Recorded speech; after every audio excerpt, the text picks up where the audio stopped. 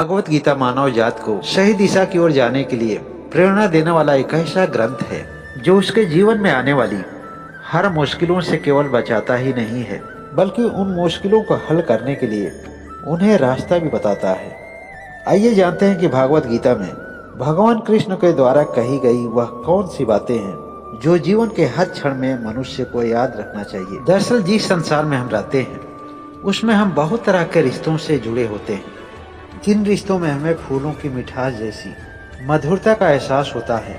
समय की नजाकत से वही रिश्ते कांटे बनकर चुभने लगते हैं, लेकिन जो लोग जीवन की सत्यता से वाकिफ होते हैं उन्हें सामाजिक और मानसिक पीड़ाओं से राहत मिल जाती है। भागवत गीता में कहा गया है कि हर चीज का वक्त तय है।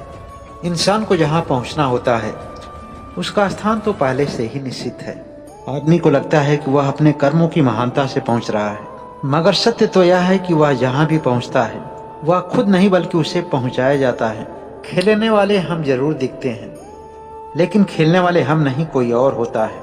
हम तो बस केवल उस खेल का माध्यम होते हैं। आदमी अक्सर अपनी समस्याओं से ऊब करके अपने आप को कोसता है, अपने भाग्य को कोसता है या फिर भगवान को कोसता है कि आखिर उसके जीवन में इतनी समस्याएं क्यों हैं। लेकिन शायद वह इस बात को नहीं जानता है कि हमारे जीवन में कोई भी समस्या बिना कारण नहीं आती है। उन समस्याओं का हमारे जीवन में आना एक इशारा मात्र है कि हमें अपने जीवन में कुछ बदलाव की आवश्यकता है। अक्सर देखा गया है कि इंसान इतना मतलबी होता है कि परवाह केवल उसी की करता है जिसे वह हृदय से प्रेम करता है, जिसको वह अपना मानता है, या फिर किसी न किसी स्तर पर किसी तरह के स्वार्थ से जुड़ा हुआ हो। कहा गया है कि कभी उनकी भी कद्र करके देखो जो आपको बिना वजह चाहते हैं। पता है क्यों?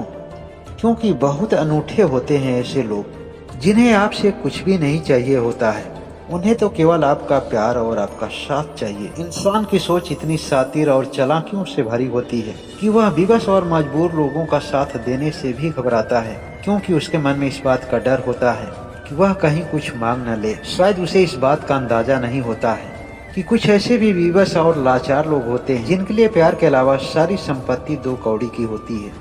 हर इंसान सोचता है कि कौन सा ऐसा कपड़ा पहनूं जिससे मैं सबसे अच्छा दिखूं। यह हर आदमी हर रोज सोचता है, पर हर दिन वह कौन सा कर्म करूं जिससे मैं ईश्वर की नजरों में हर दिन अच्छा लगूं। जब हम कोई नया कपड़ा पहनते हैं तो अपने आप को निहारते हैं, अपने आप को दर्पण में देखते हैं कि हम कैसे लगते हैं। उसके बाद भी अगर तसल्ली नहीं होती है तो हम दूसरों से पूछते हैं कि देखो भला हम कैसे लगते हैं। हम दुनिया में अपने आप के अच्छे प्रदर्शन के लिए क्या क्या नहीं करते हैं। आप सोचो जरा, जब कोई भी कर्म करते हैं, कोई भी कार्य करते हैं, तो क्या यही चीज हम अपने कर्म के साथ अपनाते हैं? क्या हर एक कर्म के बाद हम एक दूसरे से पूछते हैं कि हमारे कर्म कितने अच्छे लगते हैं?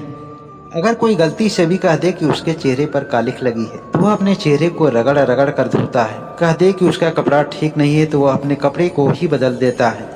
लेकिन अगर कोई कह दे कि उसका कर्म ही खराब है तो वह अपने कर्म को बदलने के बजाय वह सामने वाले को ही दोषी करार दे देता है। कभी कभी तो लोग यह भी कह देते हैं कि जैसी जिसकी सोच वैसी उसकी धारणा।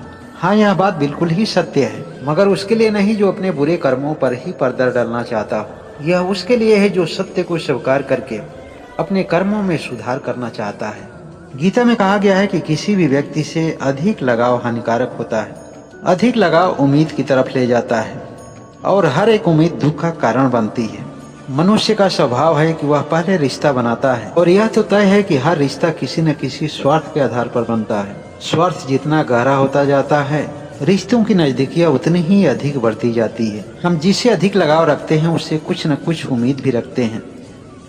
उम्मीद का स्तर आर्थिक हो या कोई जरूरी नहीं है। उम्मीद का स्तर तो कुछ भी हो सकता है, और उम्मीद पूरा नहीं होने पर दुख होना तो स्वाभाविक है, क्योंकि हर दुख के पीछे तो एक ही कारण होता है कि नाउम्मीद स्थिति और परिस्थिति का जन्म होना।